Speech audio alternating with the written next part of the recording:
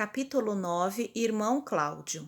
Fim da aula e recomendados pela senhora Tamburini, que não pudera acompanhar a reunião, Fantine e a senhora Serpa se demoraram em companhia do irmão Cláudio, que os recebeu carinhosamente na intimidade. Não residia ali, explicou. O instituto desdobrava serviços em todo o prédio, ocupando-lhe as dependências. Ainda assim, que os amigos se sentissem convidados para alguns dedos de prosa, em casa, onde, junto da esposa, teria prazer em recebê-los. Já que a senhora Tamburini o indicara como sendo um explicador capaz de prestar-lhes informes em torno de problemas que reputavam importantes, punha-se-lhes à disposição para atender no que lhe fosse possível, conquanto se reconhecesse inabilitado a satisfazer como desejaria. Tudo isso era dito cortesmente em recinto enluarado no jardim da instituição, onde pequenos grupos de estudantes se espalhavam aqui e além. Ladeando mesa fixa, conversava o trio animadamente. Tão grande e tão manifesta a familiaridade em pauta, que nada faria supor estivesse integrando um quadro que não fosse essencialmente terrestre. Em razão disso, não obstante a fisionomia cismativa de Ernesto, exprimindo incerteza e ansiedade, via-se Evelina senhora de si, absolutamente convencida de que se achava num recanto autêntico do mundo que sempre lhe fora habitual. Compreendo que se proponham a saber algo da nova residência, expôs irmão Cláudio imperturbável. Porquanto a irmã Celusa Tamburini notificou que estão ambos despertos no hospital de alguns dias para cá. Sim, é bem isso, confirmou Ernesto, e somos gratos pela atenção que nos dispensa. Professor, interveio a senhora Serpa confiante. São tantos os comentários absurdos que já ouvimos em nossos poucos dias de contato com o novo meio, que de minha parte estimaria estar informada se dispomos da liberdade de perguntar ao senhor tudo, tudo que nos causa espécie. Oh, claramente, indague em tudo, embora não me veja capaz de a tudo responder. Convocado a exprimir-se pelo olhar percussiente do amigo, volveu Ernesto a palavra. Evelina, quanto me ocorre, tem o espírito dominado por uma questão capital.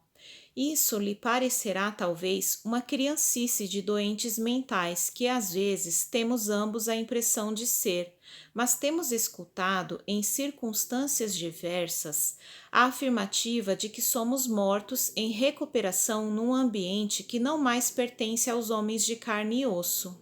A princípio, rimo-nos francamente, categorizando isso à conta de grande tolice, entretanto as opiniões se avolumam.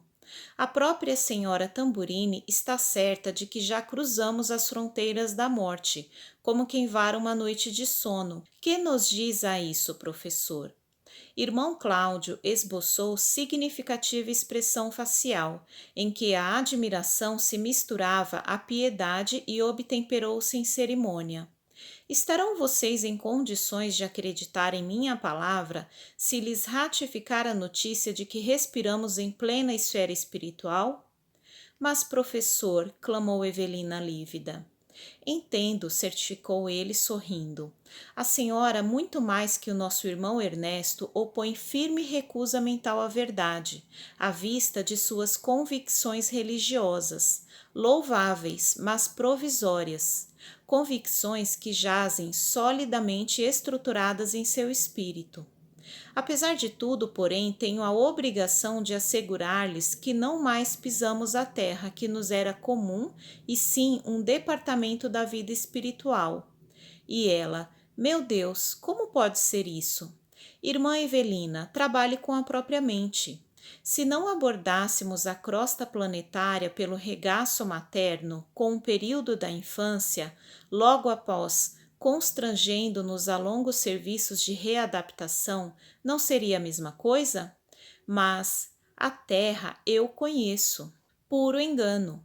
Classificamos a paisagem terrestre e os pertences que lhe dizem respeito, submetidos aos conceitos de quantos estiveram nela antes de nós, ocorrendo análogas circunstâncias no ambiente a que nos acolhemos agora, e onde contamos com geólogos e geógrafos eméritos.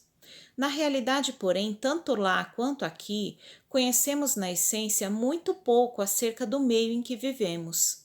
Em suma, analisamos e reanalisamos coisas e princípios que já encontramos feitos. Entretanto, no mundo como entendemos o mundo, guardamos a certeza de permanecer sobre bases de matéria sólida. Irmã Evelina, quem lhe disse que não moramos lá, na arena terrestre, detidos igualmente num certo grau da escala de impressão do nosso espírito eterno? Qualquer aprendiz de ciência elementar no planeta não desconhece que a chamada matéria densa não é senão a energia radiante condensada. Em última análise, chegaremos a saber que a matéria é luz coagulada, substância divina que nos sugere a onipresença de Deus. O Senhor quer afirmar mesmo que não estamos agora domiciliados no plano físico? Voltou Fantine a manifestar-se. Chame-se a este mundo em que existimos neste momento outra vida, outro lado, região extrafísica ou esfera do espírito. Estamos num centro de atividade tão material quanto aquele em que se movimentam os homens, nossos irmãos ainda encarnados, condicionados ao tipo de impressões que ainda lhes governam, quase que de todo os recursos sensoriais. O mundo terrestre é aquilo que o pensamento do homem faz dele. Aqui é a mesma coisa. A matéria se resume à energia. Cai lá, o que se vê é a projeção temporária de nossas criações mentais. Então, morrer? Qual a novidade em torno disso? Qual o maior interesse em nos reconhecermos redivivos?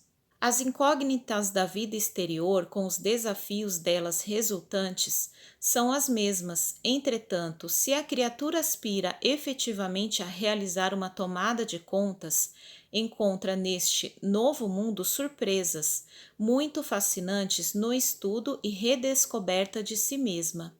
Somos cada um de nós um astro de inteligência a perquirir e a aperfeiçoar por nós próprios. Ernesto sustentou o interrogatório. Todos os mortos estarão em todos os lugares da Terra em condições idênticas às nossas?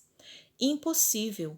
Revejamos superficialmente a humanidade encarnada em si e perceberemos algo do assunto.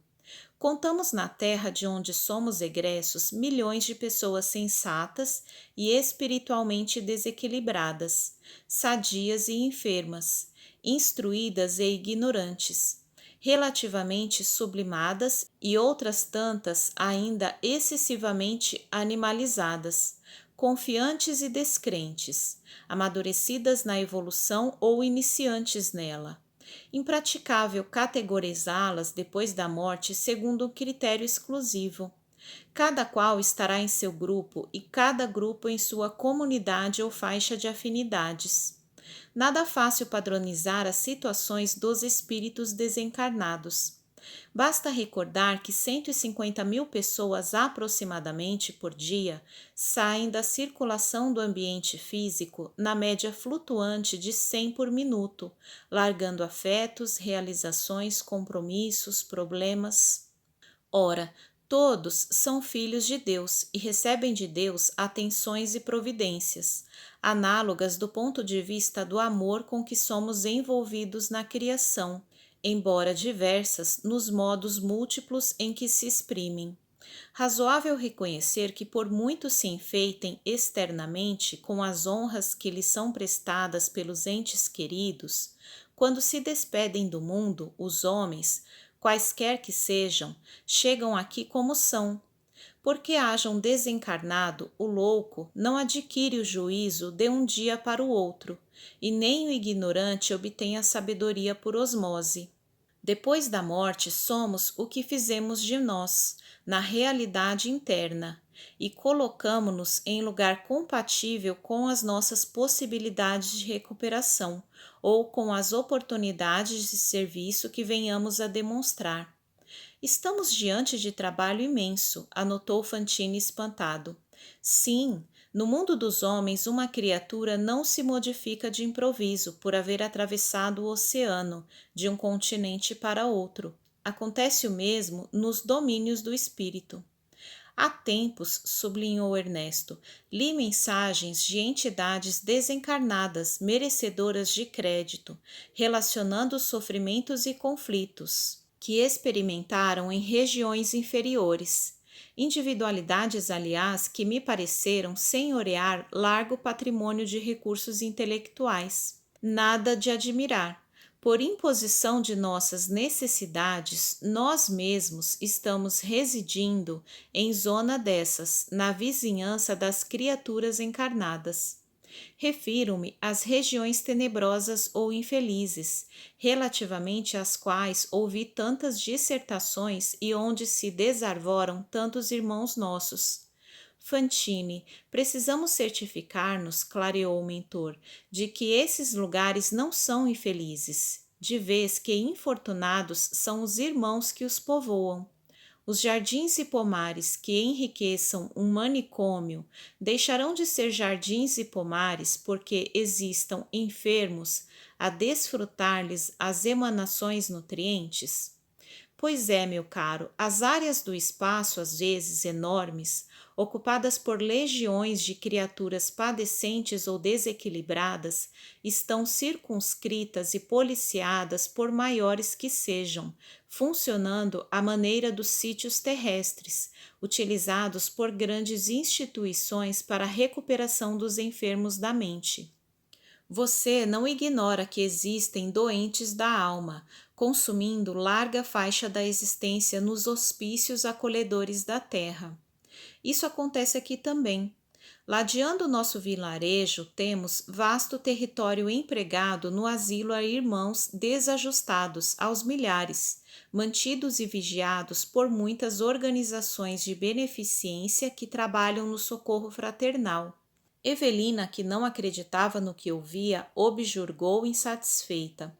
Mas, se nos achamos num plano espiritual, que dizer das construções sólidas vinculadas à arquitetura terrestre com que somos defrontados? Nenhum espanto. Quando ponderarmos que os edifícios no mundo dos homens nascem do pensamento que os esculpe e da matéria que obedece aos projetos elaborados.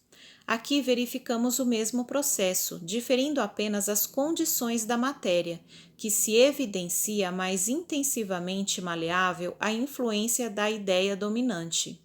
Reflitamos no progresso da indústria de plásticos, na atualidade do plano físico de onde viemos e perceberemos com mais segurança as possibilidades imensas para as edificações delicadas e complexas em nosso domicílio de agora. Naturalmente, também aqui estamos subordinados ainda às técnicas, às vocações, às competências pessoais e às criações estilísticas no círculo das conquistas espirituais de cada um. O arquiteto que planeia uma casa e o obreiro que lhe cumpre as ordens não servirão de imediato em lugar do diretor da manufatura de tecidos e do operário que lhe atende às determinações. Ainda aqui, o escritor não faz a obra do músico em ação de improviso. Somos criaturas em evolução, sem havermos atingido ainda a posição dos gênios polimorfos, apesar de esses gênios existirem igualmente aqui. A senhora Serpa não conseguia ocultar a incredulidade. Tudo parece inverossímil, asseverou. Nada se nos afigura mais inverossímil que a verdade, objetou o irmão Cláudio. No entanto, por que prefiramos, por muito tempo, a ilusão em lugar dela, a realidade não deixa de ser o que é. O professor discorreu ainda por dilatados minutos, referentemente à vida e às condições da estância em que se demoravam, mas por fim Evelina se viu entontecida, fatigada, provisoriamente inabilitada a mais amplas ilações, e moça de fé profunda valeu-se de um intervalo na conversação procurando saber. Irmão Cláudio, não posso duvidar de suas afirmações, embora me custe a crer que estamos na posição de pessoas desencarnadas, conforme as suas expressões. Esteja certo de que não desejo perder de modo algum a sua orientação. Contudo, gostaria de tomar contato com um sacerdote, um padre católico, por exemplo. Ficaria feliz se pudesse entregar-me à prática da confissão, permutar ideias livremente com um diretor da fé que me formou o caráter sem qualquer constrangimento da vida social. O amigo bondoso sorriu, compreensivo, e esclareceu. A igreja aqui está positivamente renovada, posto que possamos encontrar representantes de todas as religiões terrestres, aferrados a dogmas, concepções estreitas, preconceitos e tiranias diversas do fanatismo, nas áreas vizinhas em que se congregam milhares e milhares de inteligências rebeldes e perturbadas. Aqui, propriamente, os sacerdotes não a ouviriam em confissão de natureza religiosa. Enviá-la-iam a um dos nossos institutos de psiquiatria protetora, em que a irmã pode e deve ter a sua ficha para receber a assistência necessária. Para tratamento, aparteou Fantini. Tratamento e auxílio. Uma carteira de identificação para serviços de amparo e análise, numa casa de supervisão espiritual das que me refiro. É valioso documento para que não estejamos aqui nos primeiros tempos de adaptação, num lugar intermediário entre planos inferiores e superiores, sem assistência justa. É indispensável nos poupemos tanto quanto possível a dissabores desnecessários. Oh! Exclamou Ernesto entusiasmado. Esse tipo de confissão me interessa. Se estamos mortos? O seu ser, obtemperou o mentor bem-humorado, demonstra que você e Evelina me consideram um contador de histórias inverídicas. Vocês ambos estão desencarnados com raízes pregadas no chão da terra. Todavia, isso é natural. Aguardemos o tempo. Em meio de puras vibrações de confiança e simpatia, a senhora Serpa e o amigo solicitaram o apoio do mentor, a fim de que pudessem realizar contatos com alguma das instituições psiquiátricas da cidade, ficando estabelecido que atenderiam a isso tão logo a administração do hospital consentisse.